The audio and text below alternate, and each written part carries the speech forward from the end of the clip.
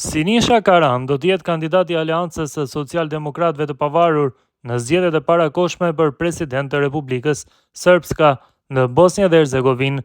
Këtë e ka konfirmuar kryetari i partisë Milorad Dodik. Dodik, ish presidenti i këtij entiteti serb në Bosnjë, i ka thënë radio televizionit RS se do ta propozojnë Karanin para partnerëve të koalicionit. Karan është në listën e zezë të Departamentit Amerikan të Thesarit për pjesëmarrje në organizim dhe shënimin e festave jo kushtetuese të Republikës Srpska.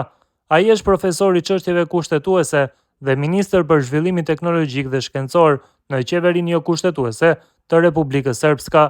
Zgjedhjet e parakohshme janë thirrur për në 23 nëntor pasi gjykata e Bosnjë-Hercegovinës ja ka revokuar mandatin Dodik për shkak të një vendimi përfundimtar për mosbindje ndaj vendimeve të përfaqësuesit të lartë ndërkombëtar.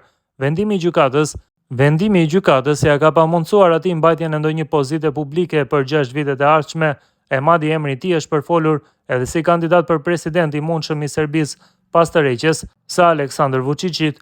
Partia e Dodikut pati thënë fillimisht se nuk do të kishte kandidat për zgjedhjet, mirë po më vonë ka vendosur të marrë pjesë në to. Partia më e madhe opozitare, e njohur si Partia Demokratike Serbe, ka thënë se kandidati i saj do të jetë Branko Blanusha, profesor i Fakultetit të Inxhinierisë Elektrike në Banja Luk.